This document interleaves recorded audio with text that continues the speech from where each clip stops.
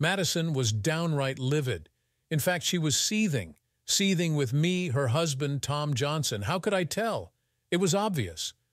While driving us home from a get-together at her friends, Kelly and Mike Thompson's place, she sat as far from me as possible, a glower etched on her face that could sour milk. Why was she so upset? Well, she had every reason to be. I had single-handedly ruined her night. A colossal mistake on my part. I should be ashamed for embarrassing my wife, the mother of our 3 children. Shame on me indeed. So, how did I manage to embarrass her and mess up the evening? I picked up the wrong key. You see, there's an unusual twist to the parties hosted by the Thompsons, a twist that my dear wife suddenly decided to embrace. Unfortunately for her, I had no interest in it. We had never attended one of their gatherings before, and Madison, my wife of 10 years, failed to inform me that this evening's event would be different from the typical party. She neglected to mention beforehand that at this gathering, all the wives were to place their house keys in a bowl, and the husbands would randomly pick a key and spend the night with the corresponding wife. As the party wound down and I finally understood the event's nature, I nearly lost my mind. I've never been so furious with Madison. I grabbed her hand and dragged her into the kitchen. "Did you know about this?" I demanded. She met my eyes with a smirk. "Yes. And you didn't think to tell me?" "No, because I knew you wouldn't agree." "You're absolutely right. I don't agree with this, and I always have a choice. Let's leave." "We can't leave now. It would be rude. You'd embarrass me. Besides, it's just for one night. It could add some excitement to our marriage." "I don't need this kind of excitement. Let's apologize and go." "We don't need this," I insisted. "I need this, Tom, just one night. I want to feel desired, not just as a wife and mother. It's just one night, and it won't happen again. Plus, I already dropped our house key in the bowl, so we're committed," she reasoned. "It's not too late. Look at me," I retorted, taking her hand. I practically dragged her back to the living room where everyone was gathered around a bowl of keys, ready to pick their partner for the night. Madison resisted, trying to break free from my grasp. I let go and approached the bowl. "I wasn't informed about this part of the evening, and I won't share my wife with any of you," I announced. Digging through the bowl, I located our house key distinguished by its blue plastic cover. Extracting it, I addressed the astonished partygoers. "As I said, I wasn't informed of the party's rules beforehand. I don't condone infidelity, and my marriage vows are sacred." Despite murmurs of discontent and a few scowling faces, I remained resolute. Turning to my wife, who was visibly furious, I issued an ultimatum. "Madison, you have a choice, but you must decide now. Come with me and forget this madness, or stay and never return home. I'm leaving."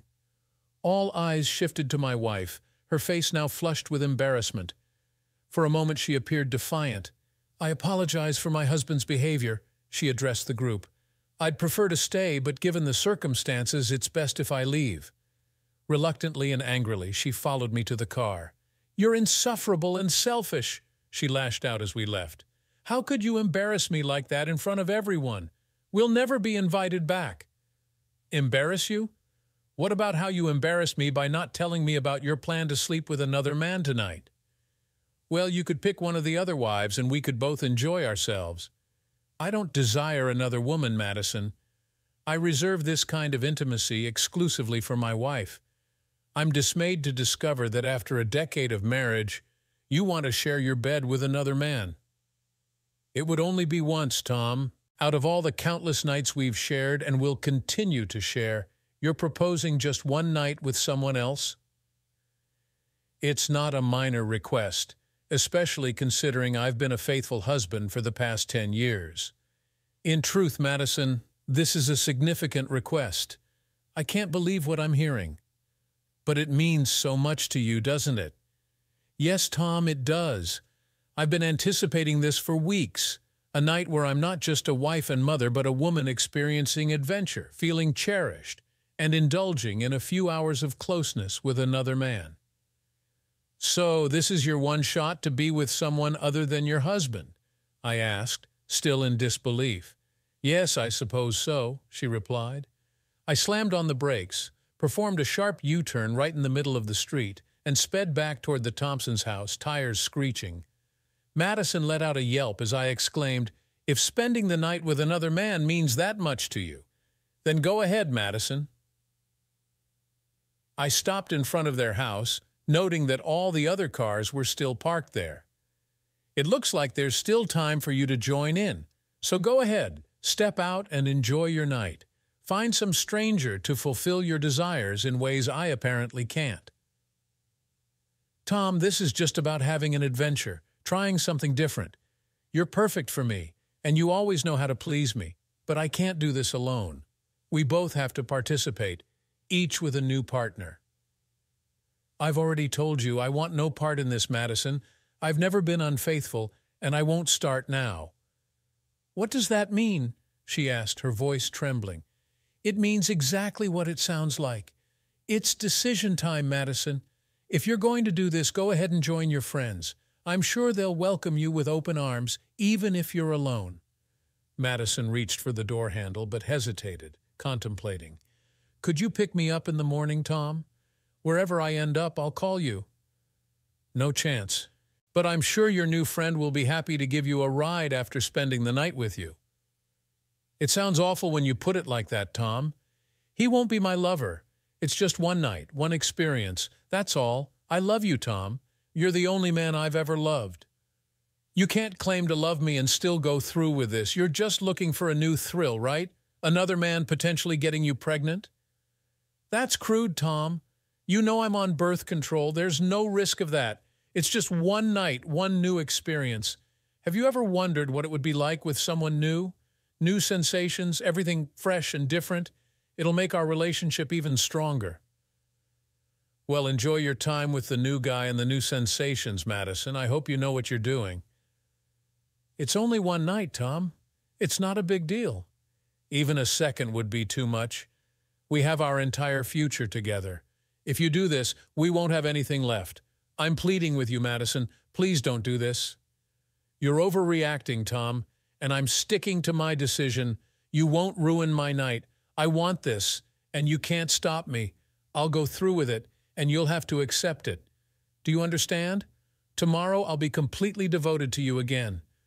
Tomorrow morning, you'll be history. I'll never want you again after you spend the night with someone else. Now you're being irrational. I belong to you, and you'll want me too.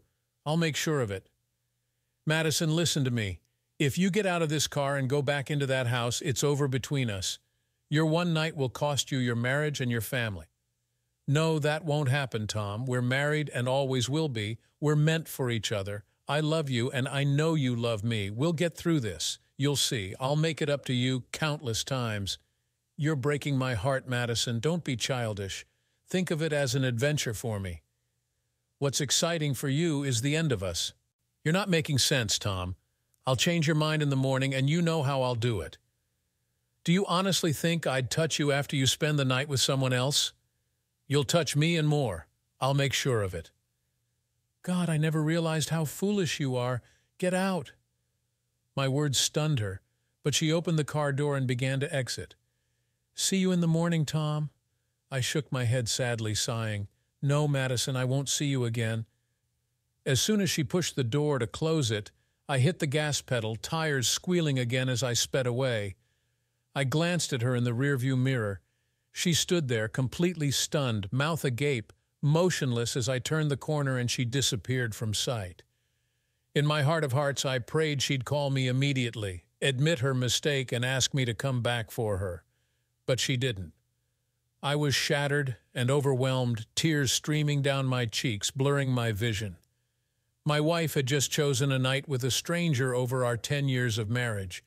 Based on her behavior, she genuinely believed I'd brush off her little indiscretion. Maybe she expected me to be mad for a couple of days, then charm me back into bed, and everything would be forgiven. Well, she couldn't have been more mistaken. My dad once told me that if a woman seriously contemplates sleeping with another man, she's already mentally done it. For a married woman to entertain such thoughts, she had already shattered her vows. Sure, everyone has fleeting fantasies, but plotting to act on them, that crosses a line. This painful revelation meant our marriage was over. The real heartbreak, though, was for our 3 children. 9-year-old Josie, 8-year-old Becca, and 4-year-old Tommy. How could I face being without them every day? Yet I couldn't let Madison's betrayal slide. With the kids at my mother's for the weekend, I had some time to think about my next steps. I drove aimlessly for about half an hour, still clinging to the hope that Madison would call, asking for a ride home. But it soon became clear she'd made her choice. Finally, I headed back home. As I pulled into the driveway, my phone rang. I hoped it was her, but the caller ID said otherwise. Reluctantly, I answered. I could hear music and laughter in the background, and then a man's voice. "Tom, it's Rick from the party. Your wife gave me your number. She's really looking forward to tonight. She's saying you're a lucky guy. Every man here hopes to pick her key. It's getting pretty wild here, and everyone's excited to see who they'll be spending the night with. You've still got time to come back and join in. There are some beautiful women here ready to show you a good time tonight." "Screw you, Rick. You and everyone at that party can go to hell, including Madison. I hope you all get what you deserve." I hung up, shaking with anger, and went inside. In less than 20 minutes, I packed a couple of suitcases, grabbed my laptop and shaving kit, and loaded everything into the car. I found our marriage certificate and tore it into pieces. Then I took a hammer to my wedding ring, flattening it with several blows. I placed both the certificate and the ring on Madison's pillow, locked the front door, and drove off into the night. I decided to find a motel a few miles away. Before that, though, I circled back to the Thompsons' place one more time. Some cars had left, and a few people were talking in the street. I didn't see Madison. She was probably with her new partner by now, or maybe even with Mike Thompson himself. The motel I found was in a neighboring town. It wasn't much, but it had a hidden parking lot around the back, perfect for keeping my car out of sight.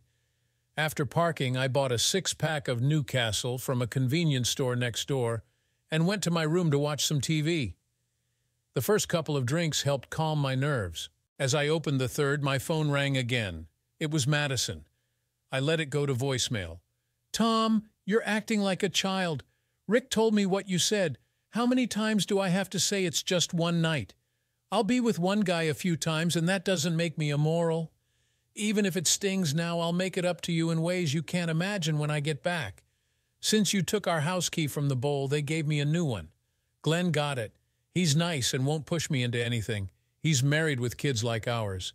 Since you're not home, I went to his place. His wife and her boyfriend will be in a different part of the house. We won't disturb each other when things heat up. You know how loud I can get." She giggled. "I promise I won't let him do anything you haven't done. I suggested we stick to basic stuff, mostly missionary. Glenn agreed, especially since it's my first time with another man. He'll take me home when we're done. I'll shower and freshen up before I come back, so I'll be clean and ready for you. No leftovers, baby. Sweet dreams, Tom. See you in the morning. Get ready for some excitement. Love you." I felt like my insides were being ripped apart. I never imagined I was married to such a foolish and immoral woman. Madison had always been a bit spontaneous, but that was part of her charm. Now her recklessness was about to cost her everything. Her marriage, her family. She didn't understand that I wouldn't forgive her after she let another man have her and flaunted it. Everyone at that party probably laughed at my expense. I was furious, devastated, humiliated, but Madison didn't care. I knew I should ignore her message, but I couldn't help myself. I dialed her number, and she picked up on the third ring. "Hey, Tom, Glenn and I just got into bed. We're getting cozy, so I can't talk long." "Shut up, Madison. This is the last time you'll hear from me. You have no idea what you've done, but you'll soon find out. Enjoy your time with Glenn because the consequences will be more severe than you can imagine. Once you sleep with him, our marriage is over, understand? It's done. I never thought I'd say this, but I hate you now more than I ever loved you. Expect to hear from my lawyer next week." With that, I hung up. 30 seconds later, my phone rang. It was her. I let it go to voicemail. Madison sounded on the verge of tears. "Tom, why are you doing this? How can you say such things to me? I'm your wife. Can't you let me have this one night? Glenn and I are just getting started, and now you're ruining everything for me. I don't know if I can fully enjoy being with him the way I want. We're not getting divorced. I'll be home in the morning and we can sort things out. I would come home now, but I promised Glenn I'd stay tonight. Please understand, I have to do this. He got my key and I promised him he could sleep with me, and he really wants it now. Oh yes, right now while I'm talking to you, I have to go. Oh God, Glenn is ready. I love you, Tom. I'll always love you. Please don't say that our marriage will end. I can't do anything about it. He's already here. Oh God, please. Oh yes, try to understand. I heard her whisper to him, "Sleep with me, Glenn. This is my night. See you in the morning, dear." I couldn't resist. I called her back. The phone rang several times before going to voicemail, indicating Glenn already had her. I left a message. "After hearing your last voicemail, it's clear Glenn already has you and you love it. Enjoy all the new sensations he gives you. You've shattered my heart, Madison, and I'll never forgive you. It's good you kept your promise to Glenn, a man you just met, but you couldn't keep your marriage vows to the man who loved you for over 10 years. I don't even recognize you anymore. You won't see me in the morning. You may never see me again. Next week, you'll be served with divorce papers. I'll file for infidelity. From now on, you can sleep with any man you want, as much as you want. But in case you care, you've lost me forever, and I'll definitely keep that promise." Madison never returned my call. I knew how aroused she became during sex. She entered a realm where nothing else mattered. Whether she received my last message or not didn't matter. The damage was done. Our marriage was over. I couldn't forgive her for treating me with such disrespect, humiliating me, and undermining our marriage. I finished the remainder of the six-pack. I didn't want to spend the night picturing my wife lying naked in Glenn's bed, the woman who, until tonight, had been exclusively mine. Madison was loud during sex, and I was certain she would cry out for Glenn to satisfy her just as she did with me, and I was sure she did the same with him. Eventually the beer took its toll, and I drifted off to sleep, tears still streaming down my face. I woke up about 4 hours later and reality hit me. My once loving wife had betrayed me, and I needed to devise a plan to protect my children, rid myself of her, and inflict as much misery as possible on those at the party. We lived in Bayou Vista, Mississippi, a picturesque antebellum town on the Gulf Coast. Given that Mississippi recognizes infidelity as grounds for divorce, I might avoid paying alimony and potentially gain custody of my children. I needed a skilled attorney, a very capable one. I showered, changed clothes, and called my mom at 7:30 to brief her on the situation. She was equally stunned by Madison's actions. With the kids under her care for the weekend, she assured me she wouldn't say anything to them. I told her I'd get them once I had a plan in place. Despite my reluctance, I conceded that Madison would likely be awarded temporary custody. I grudgingly acknowledged she had been a devoted mother and a faithful wife until last night. After talking with my mom, I headed to a nearby diner for breakfast. Before I could even park, my phone rang. It was Madison. I sent it to voicemail. She didn't leave a message but called again immediately. Ignoring the call, she persistently dialed until finally, on the 5th attempt, she left a tearful voicemail. "Tom, please answer the phone. Talk to me, damn it. What do you mean you might never see me again? And why all this talk about divorce papers? You can't leave me, Tom. I won't allow it. Our 3 precious children need us both. Dear God, Tom, why did you tear up our marriage certificate? You have no idea what you've done, but you'll soon find out. Enjoy your time with Glenn because the consequences will be more severe than you can imagine. Once you sleep with him, our marriage is finished. Got it? It's over. I never thought I'd say this, but I hate you more now than I ever loved you. Expect to hear from my lawyer next week." I ended the call, my hand shaking. Less than a minute later, my phone rang again. It was her. I sent it to voicemail. Madison's voice was shaky, almost crying. "Tom, why are you doing this? How can you say those things to me? I'm your wife. Can't you let me have this one night? Glenn and I are just starting, and now you're ruining everything. I don't know if I can enjoy being with him the way I want. We're not getting divorced. I'll be home in the morning, and we'll sort this out. I would come home now, but I promised Glenn I'd stay. Please understand, I have to do this. He got my key, and I promised. He really wants me now. Oh, yes, right now while I'm talking to you. I have to go. Oh, God, Glenn is ready. I love you, Tom. I'll always love you. Please don't say our marriage will end. There's nothing I can do now. He's here. Oh, God, please, oh, yes, try to understand. I heard her whisper, "Sleep with me, Glenn. This is my night. See you in the morning, dear." I couldn't resist. I called her back. It rang several times before going to voicemail, indicating she was already with Glenn. I left a message. "After hearing your voicemail, it's clear Glenn already has you and you love it. Enjoy all the new sensations he gives you. You've shattered my heart, Madison, and I'll never forgive you. It's good you kept your promise to Glenn, a man you just met, but you couldn't keep your marriage vows to the man who loved you for over 10 years. I don't even recognize you anymore. You won't see me in the morning. You may never see me again. Next week you'll be served with divorce papers. I'll file for infidelity. From now on you can sleep with any man you want, as much as you want. But in case you care, you've lost me forever, and I'll definitely keep that promise." Madison never called back. I knew how lost she became during sex. She entered a state where nothing else mattered. Whether she heard my last message or not didn't matter. The damage was done. Our marriage was over. I couldn't forgive her for treating me with such contempt, humiliating me, and destroying our trust. I finished the rest of the six-pack, trying not to imagine my wife naked in Glenn's bed, the woman who, until tonight, had been mine alone. Madison was always vocal during sex, and I knew she'd be calling out for Glenn just as she did for me. And she did. The beer finally took over and I passed out, tears still running down my face. 4 hours later, reality hit me hard. My once devoted wife had betrayed me, and I needed a plan to protect my kids, get rid of her, and make everyone at that party pay. We lived in Biloxi, Mississippi, a charming southern town on the Gulf Coast. Mississippi considers infidelity grounds for divorce, so I might avoid alimony and possibly gain custody. I needed a top-notch lawyer. I showered, dressed, and called my mom at 7:30 to explain. She was just as shocked. With the kids at her house, she promised not to tell them anything. I said I'd pick them up once I had a plan. Reluctantly, I admitted Madison would likely get temporary custody. She had been a good mother and wife until last night.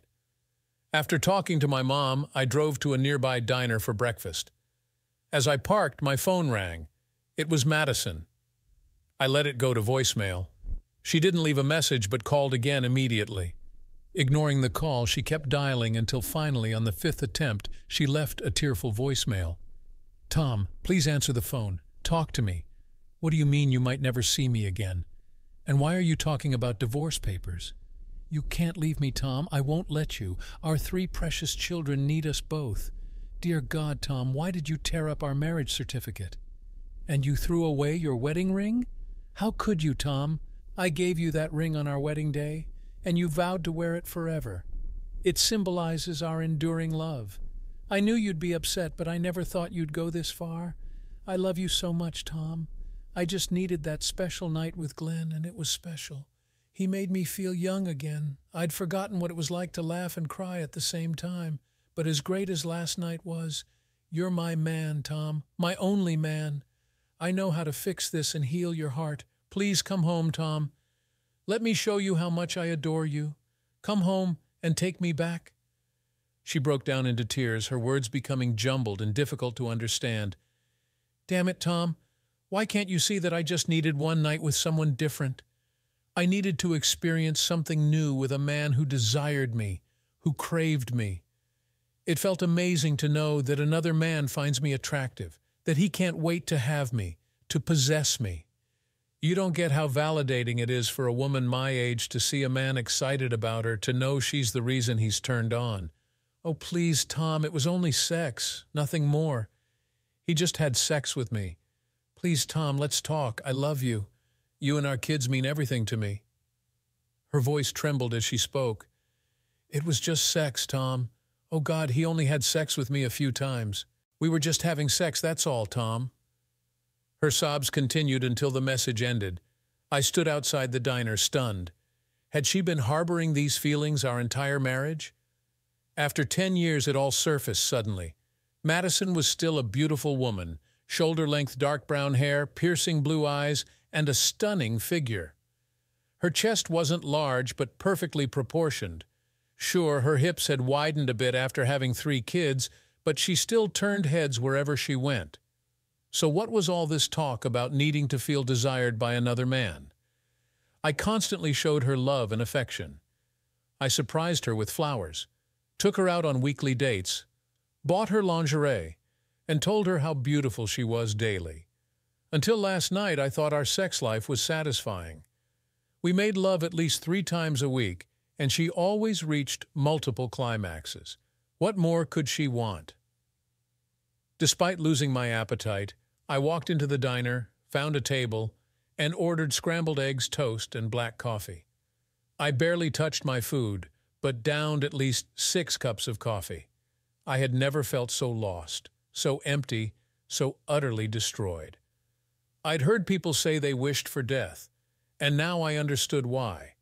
The only thing keeping me from falling into despair was thinking about my children. I had to keep going for their sake, to navigate the chaos Madison had created and build a future for them. This realization gave me strength. I would persevere. I just needed a plan. Madison called repeatedly throughout the day, but I sent every call to voicemail. She begged for understanding, but never once apologized. There was no admission of guilt, only insistence that she needed that one night and that I should understand and support her. All they did was have sex, just 3 times during the night and again in the morning.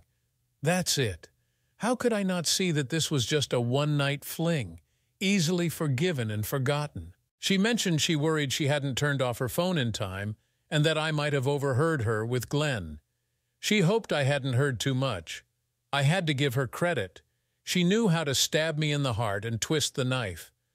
I couldn't fathom her level of stupidity. If there was one silver lining, it was that I now had enough audio evidence of her infidelity to use in court. I wasn't sure if it would be enough, but it was compelling and left nothing to the imagination. Tomorrow I'd find a good lawyer and gather all the necessary information. I visited my children at my mother's place. She told me Madison had called to check on the kids and ask about me. Mom told her I was devastated and didn't want to see or speak to her. According to my mother, Madison cried and expressed her confusion. Mom reassured her that no man would understand why his wife would flaunt a night of intimacy with another man in his face. Madison asked if she should pick up the kids, but my mom suggested it would be best for her to keep them a few more days until things settled down. The kids greeted me with excitement but asked where their mother was. I explained she was busy with a special project and they'd be staying with Grandma a bit longer. We played, had dinner, and then I hugged them goodbye before heading back to my motel. Tomorrow promised to be a busy day. Before calling it a night, I made one last stop, or rather drove past our house. Tears filled my eyes as I looked at it. I mourned what I had lost and would never get back. It struck me as odd that there were no unfamiliar cars in the driveway, although one could have been in the garage. The solitary light in the kitchen suggested Madison was alone tonight. Yet a part of me still cared, despite everything. The betrayal hurt deeply. I wrestled with the urge to stop and see her, but eventually gave in, parking a block away. I crept to the side of the house where I could see through the kitchen window. There she sat, an empty bottle of Grey Goose beside her, hair disheveled, mascara smudged, and wearing only a robe. Her head rested on the table, facing me with closed eyes. It was clear she had been crying, surrounded by crumpled tissues. For a fleeting moment, I felt a pang of sympathy. But then the memory of her betrayal crashed over me, chilling me to the core. I resisted the urge to confront her and instead retreated to my car, driving off with a sliver of satisfaction. Perhaps she was beginning to grasp the gravity of her actions. If she needed comfort, she could turn to Glenn. Monday morning came, and I had a busy day ahead. At the diner, I devoured eggs, toast, and coffee, finishing my meal completely. I called my mom and spoke with each of my children, assuring them of my love and my return soon. Next, I contacted my office, informing my assistant that I would be dealing with personal matters for the next 2 days. and to reach out only if something urgent came up. She asked if everything was okay, and I assured her it was, promising to explain later. During my final year at Ole Miss, I had shared an apartment with two close friends, Douglas Prater III and Maxwell McCrae. Despite our different paths, me in computer science, Doug in business administration, and Max in law, we had remained close. I reached out to Doug first, explaining that I needed both him and Max for drinks and some urgent advice. Doug agreed and said he'd coordinate with Max to meet at the Lava Bar by the beach around 5. Arriving early, I waited for them. Max showed up a little after 5, followed by Doug 10 minutes later. After warm greetings, we settled at a patio table, ordered beers, and raised our glasses in a toast. "What's on your mind, Tom?" Doug asked, his tone serious. "Sharon cheated on me and flaunted it," I said, narrating the entire ordeal. "Man, that's rough," Doug sympathized. "I can't believe she'd do something like that," Max added. "Indeed, and she thinks I'm overreacting. Can you believe that?" I exclaimed. "So what's your plan?" Max asked. "I'm contemplating divorce and seeking retribution against Glenn and everyone at the party. But most importantly, I want to pursue custody of my kids," I explained. "That won't be easy, Tom," Max cautioned. "Unless she's unfit as a mother, if she's bringing strange men home while the kids are present, you have leverage. Otherwise, if she's a good mother, she'll likely get custody and you'll have to pay child support." "I'm okay with that, as long as I have frequent access to them," I responded. "That's manageable," Max affirmed. "Courts usually prefer both parents to be involved in child rearing if they're both competent caregivers." "What about finances?" Doug interjected. "Sharon's a stay-at-home mom, and I assume you earn a substantial income. How are your finances looking? Checking, savings, investments, 401k? "I have all of those, totaling around $700,000 to $800,000, maybe a bit more." "The court will likely split it evenly. Give Sharon the house along with custody. But if you can prove her infidelity, you might avoid alimony," Max advised. "Do you know a good divorce attorney?" "One of the partners at my firm is one of Mississippi's top family law practitioners. Her name is Maddie Simmons. Want me to arrange a meeting for you?" "Absolutely, the sooner the better," I replied. "In the meantime," Doug added, "I'll explore options to safeguard some of your assets. Send me all your financial details and I'll handle it."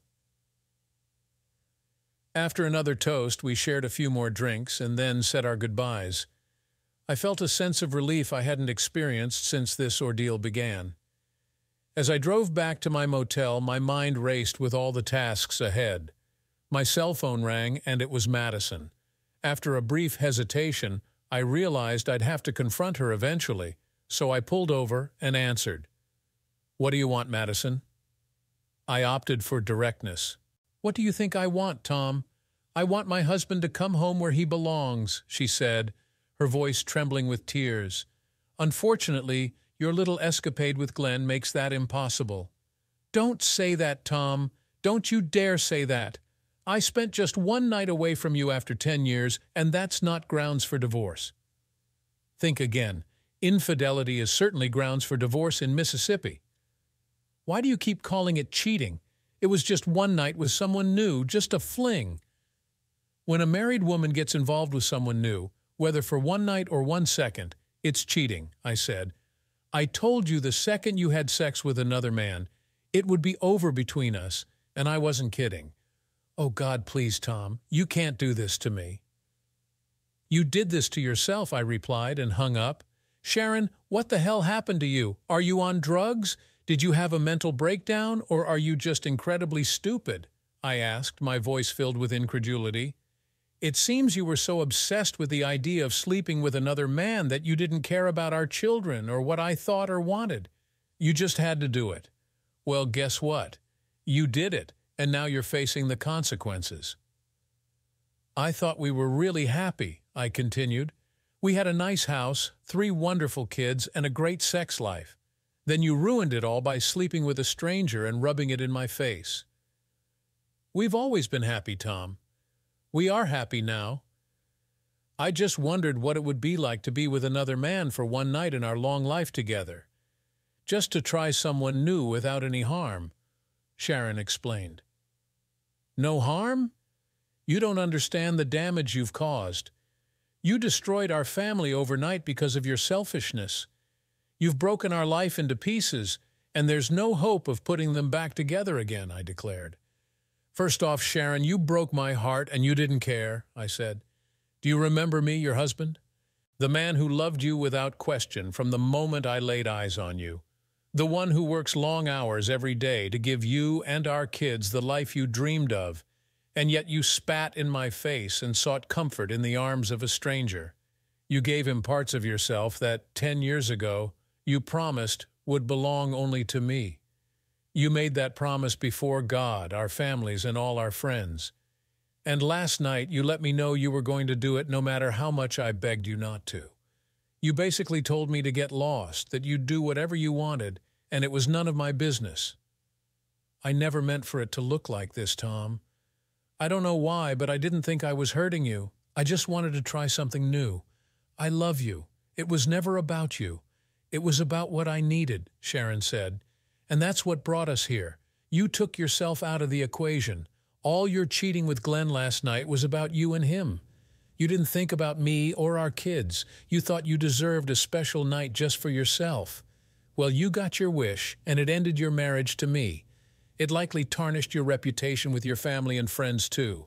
There might be a day when I forgive you, but I'll never forget, and I'll make sure everyone knows what you did. Just like you called me a spoiled brat for being upset about your affair, let's see how you handle everyone knowing you confessed to what you did with Glenn and how many times. Oh, God, Tom, please, my parents would be devastated if they found out. Too bad, Sharon. You should have thought about that before you made your bed, and now you have to lie in it. You think what you did is like getting a traffic ticket or not returning a library book. You traded a solid 10-year marriage for a night with a stranger who only cared about instant gratification. Do you feel good that Glenn slept with you 4 times and it cost you your family? I didn't have to lose anything, Tom. You should have loved me enough to support me and let me do it. There isn't a single sane man on this planet who would support his wife having an affair just because she wanted to try someone new. It doesn't work that way, and you should have known better. What were you thinking, Sharon? I didn't expect you to be so upset about it. I mean, seriously, Tom, what's the big deal about letting another man sleep with me a few times? The big deal is that a married woman sleeping with someone else even once is cheating. It means you didn't respect me. I begged you not to do it, and you just smiled and said, "See you in the morning, Tom." You took away the closeness we've shared for over 10 years. The vows that meant everything to me meant so little to you. Our bodies coming together created 3 beautiful children who love us both. We were family, and now you willingly gave that part of yourself that created our children to another man. For what? A good time? A one-night stand? You say it was just one night, and I need to accept it and move on. I say it was a complete abandonment of me, our family, our sacred vows, and any respect you ever had for me. You wanted to be with another man, and you did it. Congratulations. But in doing so, you threw away everything you supposedly valued and treasured. Part of me still loves you, but I can never be part of your life again. Damn it, Tom, why are you so stubborn? Sharon pleaded. Because you did this to yourself, I replied, my voice cold and unyielding. Why can't you understand that it was just something I needed and come to terms with it? I'm yours forever. Nothing has changed, Sharon begged. Everything's changed, Sharon. You're not just mine anymore. I pleaded with you not to do this, and you ignored me. I can't forgive and forget.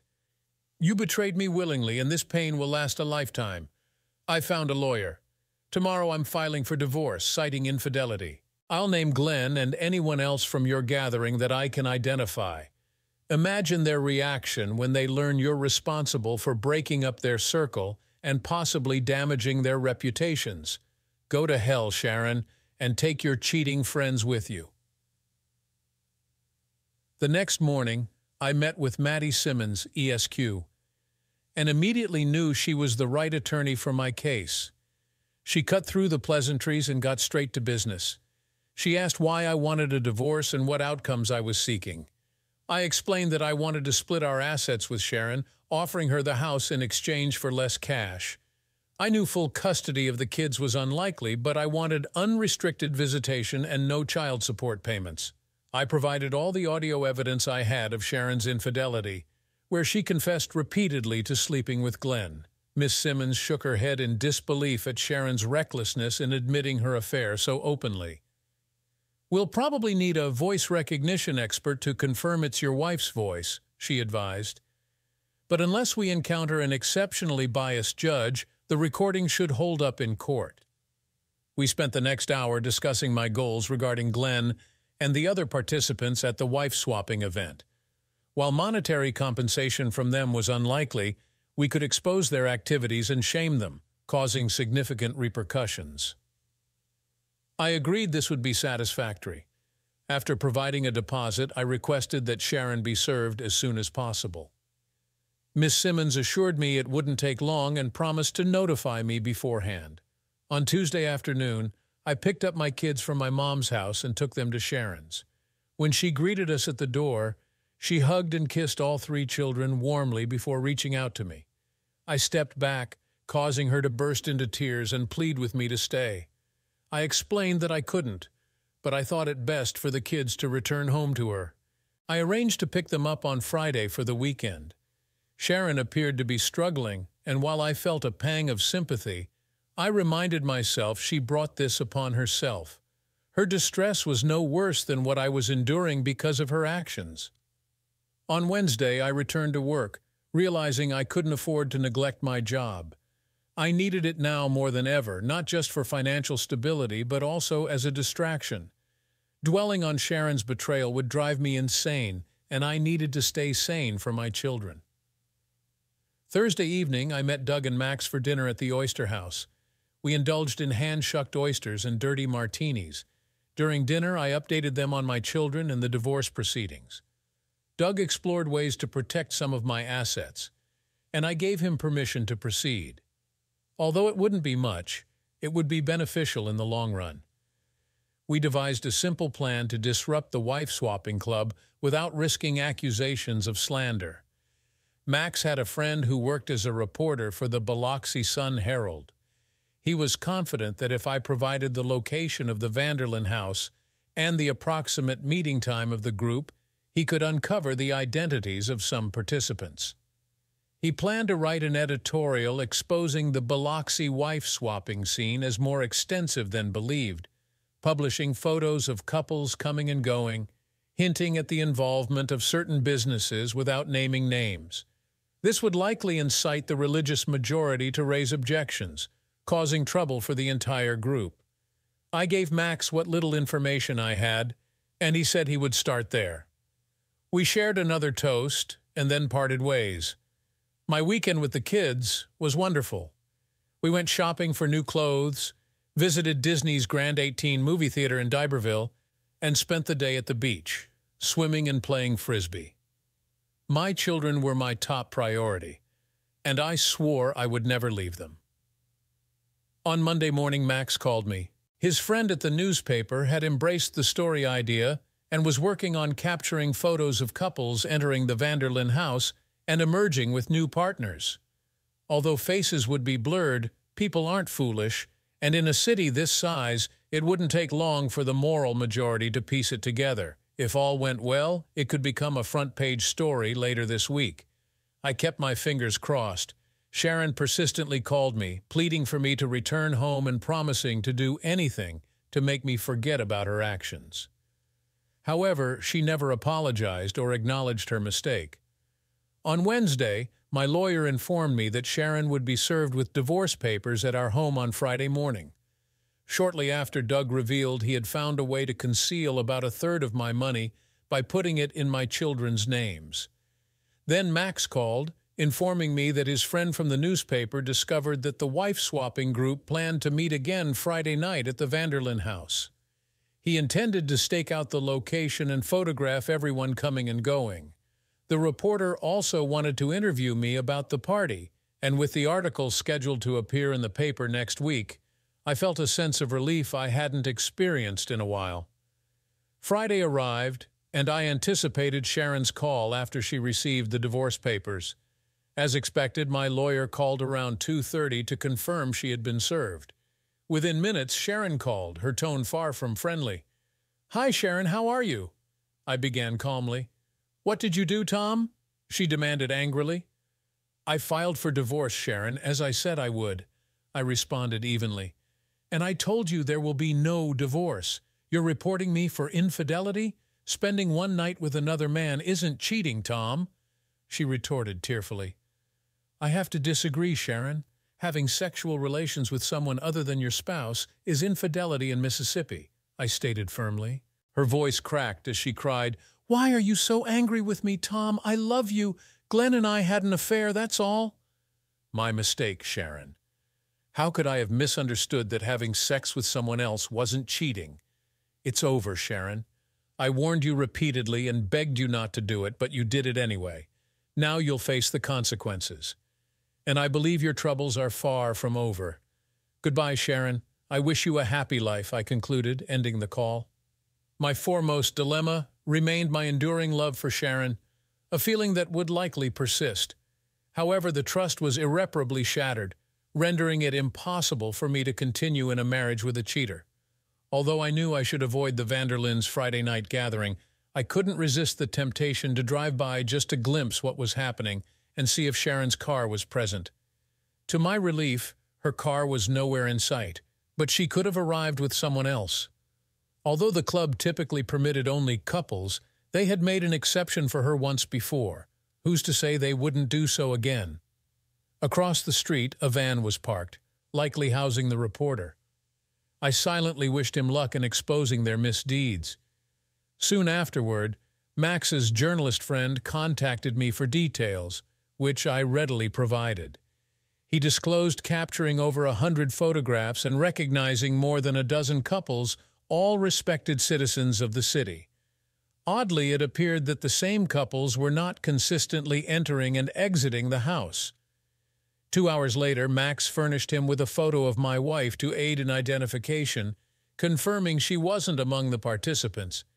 He requested my account of the key party's inner workings, particularly how keys were deposited into a large bowl. Though I hadn't witnessed the subsequent key selection firsthand, I gleaned a clear understanding from Sharon's account and eavesdropping on other couples discussing past experiences. Before concluding, he sought permission to indirectly reference first-hand knowledge of a marriage ruined by such parties, leading to children suffering due to divorce. I encouraged him to proceed until names were called. The article surfaced in the Sunday edition of the newspaper, triggering widespread outrage. Not only did it grace the front page with a large photo of couples entering and exiting, their faces obscured, but a dozen additional images sprawled across 4 more pages. Despite efforts to conceal identities, many participants were easily recognizable by their vehicles and attire. It was essentially Biloxi's elite. By Monday, the entire city buzzed with discussions about the exposé and the scandalous parties. Numerous priests aired grievances in radio and TV interviews, decrying the moral decline within their Christian community, while civic leaders denounced the city's tarnished reputation. Lawsuits and counterclaims ensued to no avail. Repercussions included prominent companies losing clients and multiple couples ending up in divorce court. For me, it was a humorous form of retribution for the agony endured from losing my wife and family. Even if some recognized my humiliation as a betrayed man, I remained indifferent. Revenge was all that mattered. Sharon persistently attempted to reconcile for months, but her efforts were futile. The divorce was finalized, granting me joint custody of our children. During my custody months, she had them on weekends, and vice versa. It wasn't ideal, but we managed. Since Sharon didn't contest any aspect of the divorce, I spared her the embarrassment of sharing the audio confession of her infidelity with her family or friends. As for the couples involved in the key parties, some divorced and relocated while others simply vanished. Sharon resumed dating, although she seemed oblivious to why her actions were unacceptable to me. That was her concern. I wished her future husband the best of luck. I dated several pleasant women, but never found one I was ready to commit to for life. Some wanted to move in, but I remained hesitant to hand over a key.